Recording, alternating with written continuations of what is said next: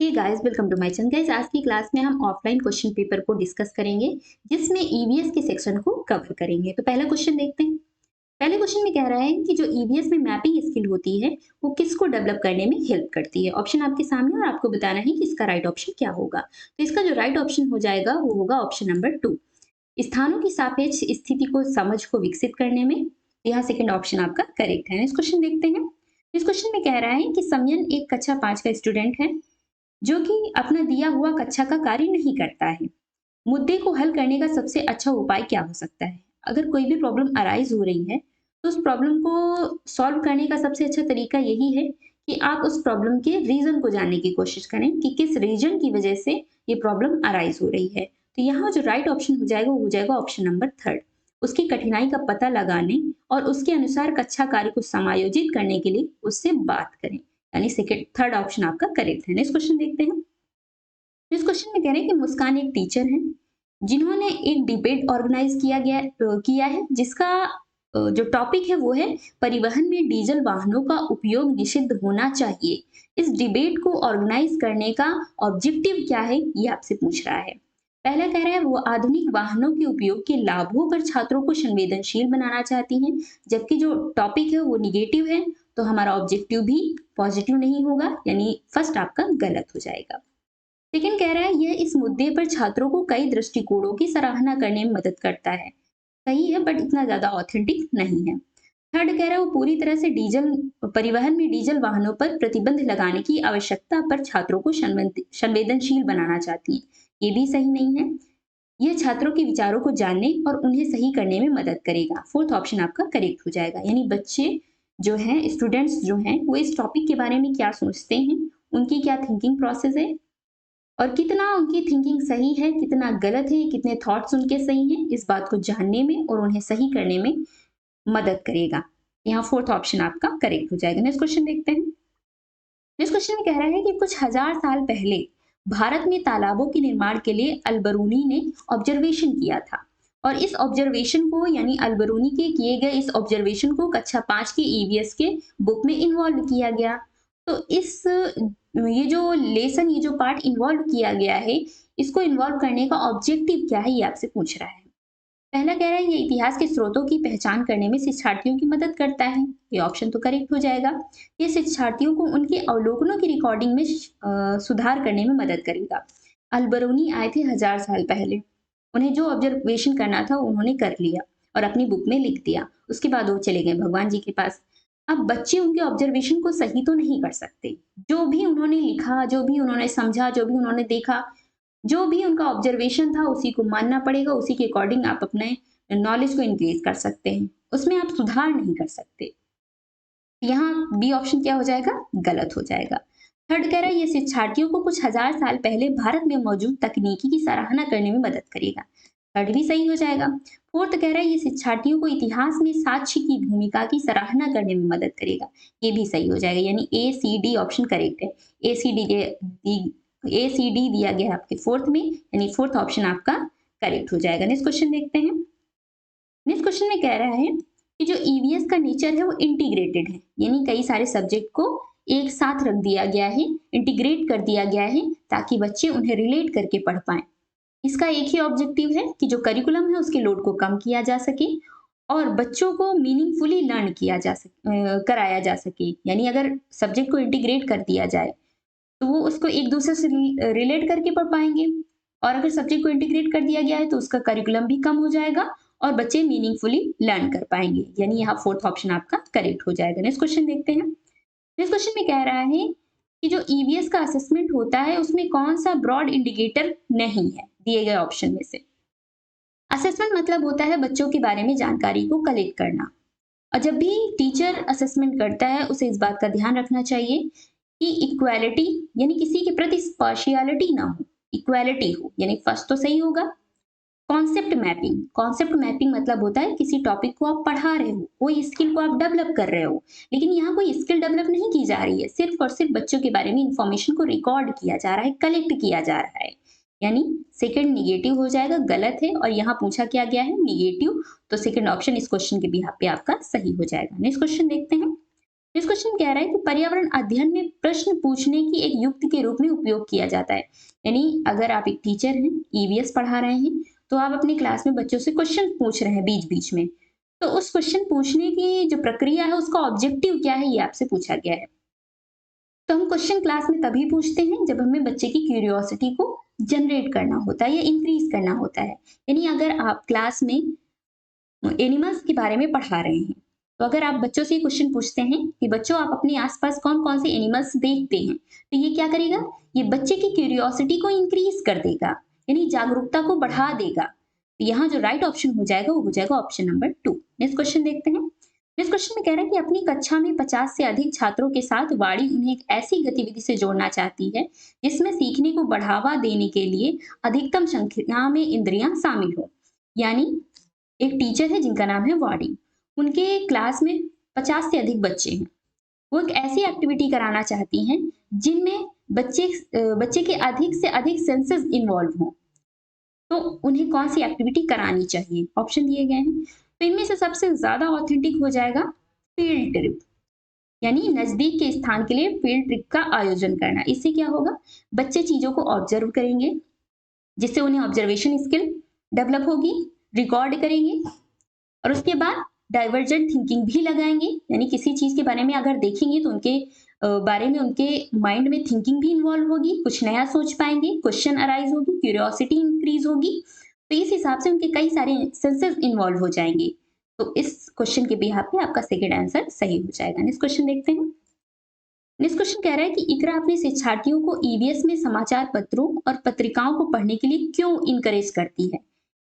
अगर आप अपनी बात करें तो हम न्यूज़पेपर और मैगजीन क्यों पढ़ते हैं? हम इसलिए पढ़ते हैं क्योंकि हमारे आसपास जो भी चीजें हो रही हैं, जो भी एक्टिविटीज हो रही हैं, उनके बारे में हम जानकारी ले सकें कि हमारे इन्वायरमेंट में क्या-क्या चीजें हो रही हैं, उनके इफेक्ट क्या हैं, उनके कॉजेस क्या हैं, क्या एक्सपेरिमेंट हुए हैं, क्या-क्या घटनाएं हो रही हैं। यानी हम अपने वातावरण से कनेक्ट करने के लिए न्यूज़पेपर और मैगजीन्स को पढ़ते हैं। तो यहाँ भी बच्चों को समाचार पत्र और पत्रिकाएं पढ़ाने का यही उद्देश्य होगा कि बच्चे अपने संसार से जुड़े, ये उन्हें अपने संसार से जुड़ने में सहायता करेगा। तो फोर्थ ऑप्शन करेक्ट हो जाएगा। नेक्स्ट क्वेश्चन देखते हैं। इस क्वेश्चन में कह रहा है कि नीचे दिए गए स्टेट में से किस स्टेट में तोरांग का अर्थ होता है जंगल? ये जो स्टेट है, यहाँ झारखंड की बात की जा रही है। झारखंड में बोली जाती है कुड़ुक भाषा। कुड़ुक भाषा में जंगल को कहते हैं तोरांग। तो यहाँ आपका सेकंड ऑप्शन सही हो जाएगा। क्वेश्चन ये भी एग्जाम में पूछा गया है कि कुड़ुक भाषा कहाँ बोली जाती है? तो कुड़ुक भाषा झारखंड में बोली जाती है। सेकंड ऑप्शन आपका करेक्ट है। नेक्स्ट क्वेश्चन देखते हैं। नेक्स्ट क्वेश्चन आपका डायरेक्शन से रिलेटेड है। इस क्वेश्चन को आपको सॉल्व करना है। जो भी आंसर आए आप मुझे कमेंट करके बता सकते हैं। नेक्स्ट क्वेश्चन देखते हैं। इस क्वेश्चन में कह रहा है कि जो मिर्ची आई है, यानी जो मिर्ची हम खाते हैं, जो खाने में इस्तेमाल करते हैं, वो बेसिकली कहाँ से आई है, कहाँ से लाई गई है, ये आपसे पूछा गया है। ऑप्शन आपके सामने है और आपको बताना है कौन सा सही हो जाएगा। यहाँ फर्स्ट ऑप्शन करेक्ट हो जाएगा कि जो मिर्च है, जो चिलीज है, वो व्यापारी दक्षिण अमेरिका से हमारे देश में लाए थे। फर्स्ट ऑप्शन करेक्ट है। नेक्स्ट क्वेश्चन देखते हैं। नेक्स्ट क्वेश्चन आपका स्पीड, डिस्टेंस और टाइम से रिलेटेड है। स्पीड बराबर होता है डिस्टेंस अपॉन टाइम। डिस्टेंस आपको दिया गया है, टाइम आपको कैलकुलेट करना है। जैसे ही आप सारी वैल्यूज रख देंगे आपका एवरेज स्पीड आ जाएगा। तो इस क्वेश्चन को भी आपको सॉल्व करना है और आंसर कमेंट करके बताना है। नेक्स्ट क्वेश्चन देखते हैं। इसमें पूछ रहा है कि इनमें से कौन सा स्टेटमेंट ऐसा है जो मधुमक्खियों और उनके छत्तों के बारे में सही नहीं है? निगेटिव क्वेश्चन बहुत ध्यान से पढ़िएगा, इनमें सबसे ज्यादा चांसेस होते हैं गलत करने के। पहला कह रहा है कि छत्ते में बहुत सारी काम करने वाली मक्खियां होती हैं, ये तो सही हो जाएगा। छत्ते में केवल कुछ नर मक्खियां होती हैं, ये भी सही है। प्रत्येक छत्ते में एक रानी मक्खी होती है जो अंडे देती है, ये भी स्टेटमेंट आपका सही है। फोर्थ कह रहा है कि नर मक्खियां छत्तों के लिए अत्यंत महत्वपूर्ण होती है, ये स्टेटमेंट सही नहीं है, यानी फोर्थ आपका गलत हो जाएगा। पूछ क्या रहा है? निगेटिव, और हम फोर्थ के साथ चले जाएंगे, यानी इस क्वेश्चन के बिहाफ पे आपका फोर्थ ऑप्शन करेक्ट हो जाएगा। नेक्स्ट क्वेश्चन देखते हैं।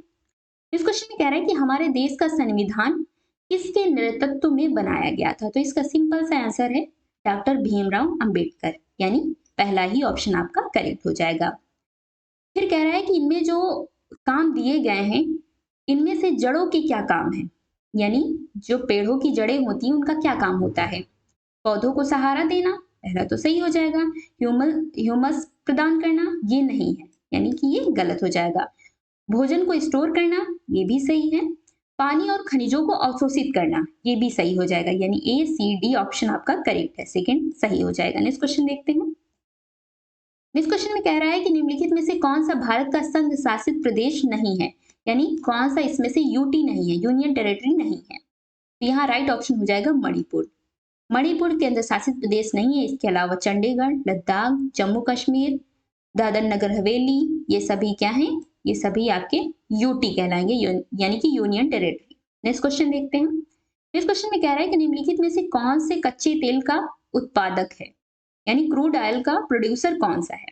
गुजरात और तमिलनाडु, बिहार और बॉम्बे हाई तो पश्चिम बंगाल, असम और उड़ीसा। यहाँ जो राइट ऑप्शन होगा वो हो जाएगा गुजरात और तमिलनाडु। नेक्स्ट क्वेश्चन पे फोकस करते हैं। नेक्स्ट क्वेश्चन में कह रहे हैं कि निम्नलिखित में से पक्षियों का वह समूह कौन सा है जो हमारी तुलना में 4 गुनी अधिक दूरी से चीजों को स्पष्ट देख सकता है? ऑप्शन आपके सामने है और इसका जो राइट ऑप्शन होगा वो हो जाएगा बाज, चील और गिद्ध। ये हमसे 4 गुना अधिक देख पाते हैं। यहाँ सेकंड ऑप्शन आपका करेक्ट होगा।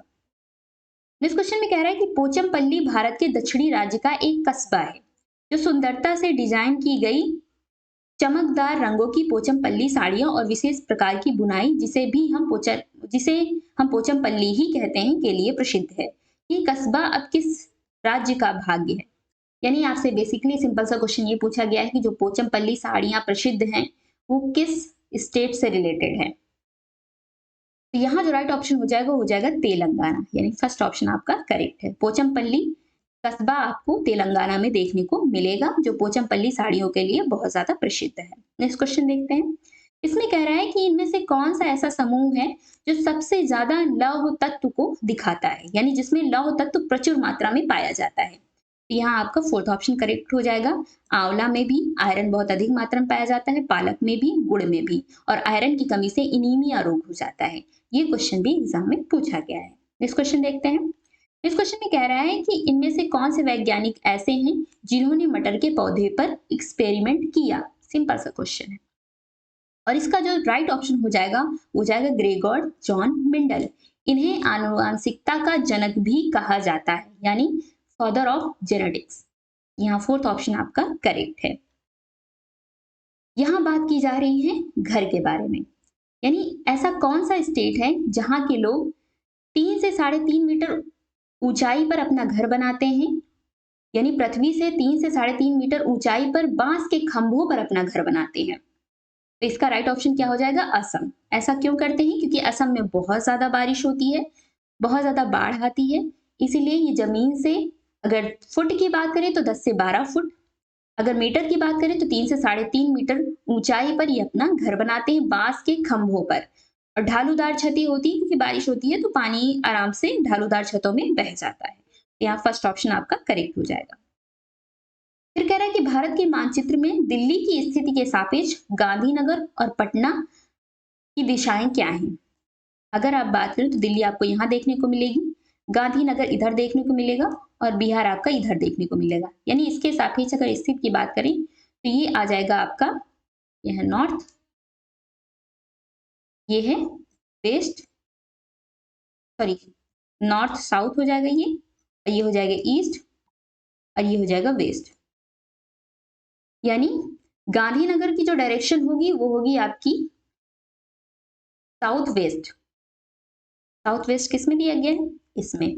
और इधर जो होगी उसकी होगी south east, south west and south east, यानी फोर्थ ऑप्शन आपका करेक्ट हो जाएगा। नेक्स्ट क्वेश्चन देखते हैं। नेक्स्ट क्वेश्चन कह रहा है कि आप एक एकीकृत ईवीएस कक्षा के लिए कैसे योजना बनाएंगे, यानी इंटीग्रेटेड ईवीएस क्लासरूम आपको बनाना है, प्लान करना है, तो आप कैसे प्लान करेंगे, ये आपसे पूछा गया है। यहाँ जो राइट ऑप्शन हो जाएगा वो हो जाएगा ऑप्शन नंबर 3। क्यों? क्योंकि इंटीग्रेटेड का मतलब होता है कई सारे सब्जेक्ट को एक साथ रख देना, जिससे बच्चे अच्छे से सब्जेक्ट को, टॉपिक को, कंटेंट को रिलेट करके पढ़ पाएं और मीनिंगफुली चीजों को लर्न कर पाएं। तो यहाँ जो राइट ऑप्शन होगा वो हो जाएगा ऑप्शन नंबर 3। नेक्स्ट क्वेश्चन देखते हैं। इसमें कह रहा है कि निम्नलिखित में से कौन सा एनसीएफ 2005 के अनुसार ईवीएस पाठ्यक्रम में सुझाए गए 6 विषयों में से एक है, यानी 6 थीम में से एक पूछ लिया गया है। ईवीएस में एनसीएफ 2005 ने 6 थीमों को बताया है: food, water, shelter, travel, things we make and do and family and friends. इनमें से एक थीम कौन सी है, ये आपसे पूछा गया है। यहाँ फर्स्ट ऑप्शन सही हो जाएगा। Things we make and do क्या है, ये थीम है। फर्स्ट ऑप्शन आपका करेक्ट हो जाएगा। नेक्स्ट क्वेश्चन देखते हैं। नेक्स्ट क्वेश्चन में कह रहा है कि एनेक्डोटल रिकॉर्ड के बारे में क्या दर्ज नहीं करना चाहिए। यानी एनेक्डोटल रिकॉर्ड क्या होता है, ये एक टाइप का रिकॉर्ड होता है जिसमें बच्चे के क्लास के बाहर की जितनी भी एक्टिविटीज हैं उनको रिकॉर्ड किया जाता है, यानी उनको लिखा जाता है। तो आपसे कह रहे हैं कि इनमें से कौन सी कंडीशन ऐसी है, कौन सी सिचुएशन ऐसी है जिसे एनेक्डोटल रिकॉर्ड में रिकॉर्ड नहीं किया जाता, ये आपसे पूछ रहा है। पहले कह रहे हैं मुख्य रूप से समस्याग्रस्त स्थितियों की पहचान करना। स्थितियों की पहचान करना एनेक्डोटल रिकॉर्ड का काम नहीं होता।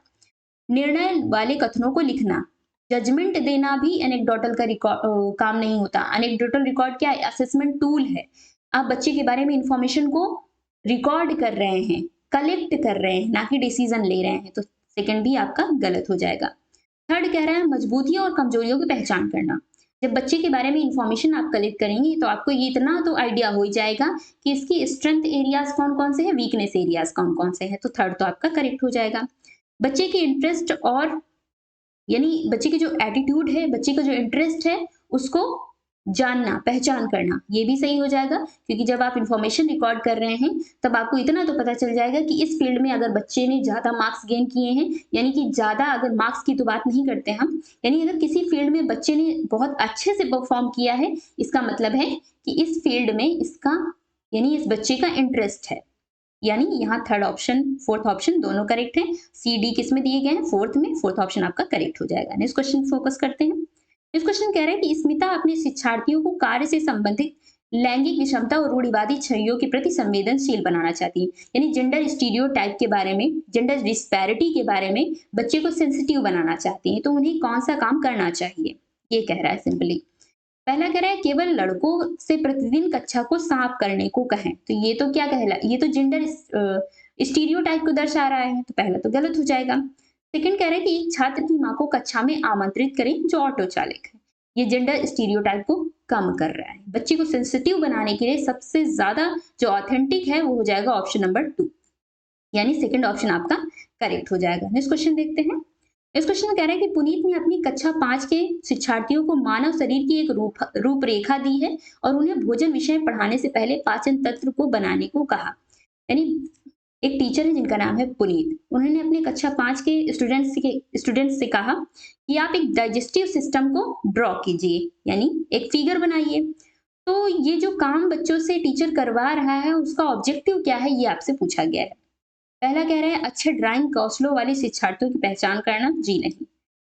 सेकंड कह रहा है पाचन की प्रक्रिया पर शिक्षार्थियों का मूल्यांकन करना, असेसमेंट, ये भी सही नहीं होगा, असेसमेंट नहीं कर रहे हैं हम। परीक्षण करना कि शिक्षार्थी नामांकित आरेख बना सकता है या नहीं, ये भी गलत हो जाएगा। ऑप्शन नंबर 4 सही हो जाएगा, पाचन से संबंधित शिक्षार्थियों के विचारों को प्राप्त करना। यानी बच्चे जो सोचते हैं वही तो बनाएंगे, और जो बनाएंगे उससे ये पता चलेगा कि बच्चे सोचते क्या हैं। यानी फोर्थ ऑप्शन इस क्वेश्चन के भी यहाँ पे सही हो जाएगा। नेक्स्ट क्वेश्चन देखते हैं। इसमें कह रहा है कि निम्नलिखित में से रचनात्मक आकलन के संबंध में सही नहीं है। यानी जो फॉर्मेटिव असेसमेंट किया जाता है उसके बारे में कौन सा स्टेटमेंट गलत है, ये आपसे पूछा गया है।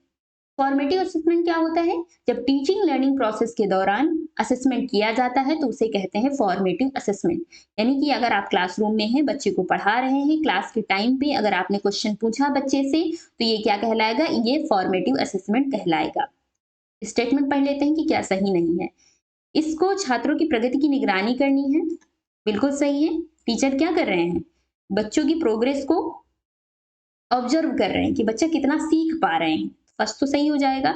बच्चे के सीखने की कोई भी जानकारी रचनात्मक आकलन में मदद कर सकती है, ये भी सही है। रिपोर्ट कार्ड में प्रत्येक तिमाही में इसकी सूचना दी जानी है, ये एनेक्डोटल रिकॉर्ड का काम है। यानी कि समेटिव असेसमेंट, समेटिव असेसमेंट क्या होता है, जिसमें हम एग्जाम लेते हैं, यानी कि जिसमें हम बच्चों के टेस्ट लेते हैं, जैसे आपका मंथली हो गया, ईयरली हो गया, हाफ ईयरली हो गया, जिसमें बच्चे के नंबर्स को रिकॉर्ड किया जाता है, ये समेटिव असेसमेंट का पार्ट है। बात किसकी कर रहे हैं हम? फॉर्मेटिव असेसमेंट की, यानी थर्ड ऑप्शन आपका निगेटिव है और यहाँ हमसे पूछा क्या गया है? सही नहीं है, निगेटिव। इस वजह से हमारा थर्ड सही हो जाएगा। तो इस वीडियो में हमने टॉप 30 क्वेश्चंस डिस्कस कर लिए हैं। ये आपका 2021 का क्वेश्चन पेपर था। 2021 में ऑफलाइन क्वेश्चन पेपर आया था और ऐसा ही क्वेश्चन पेपर इस बार आपको देखने का मिलेगा, क्योंकि इस बार का जो एग्जाम पैटर्न है वो हो गया है ऑफलाइन। तो ऐसे क्वेश्चन आपको देखने को मिल सकते हैं। ये क्वेश्चन कई बार रिपीट भी हुए हैं। ये पीडीएफ आपको फ्री में मिल जाएगी। कैसे डाउनलोड करना है? आपको डिस्क्रिप्शन बॉक्स ओपन करना है, वहां आपको टेलीग्राम चैनल का लिंक मिल जाएगा। लिंक पर क्लिक कीजिए, ग्रुप को ज्वाइन कीजिए, वहां आपको सारे फ्री पीडीएफ, फ्री नोट्स मिल जाएंगे। अगर आपको क्लास अच्छी लगी तो प्लीज वीडियो को लाइक कर दें और चैनल को सब्सक्राइब कर दें, क्योंकि आपकी क्लास एग्जाम तक ऐसे ही चलने वाली है और इससे आपकी बहुत अच्छी प्रैक्टिस हो जाएगी। वीडियो अच्छा लगा तो प्लीज वीडियो को लाइक कर दें। Thank you.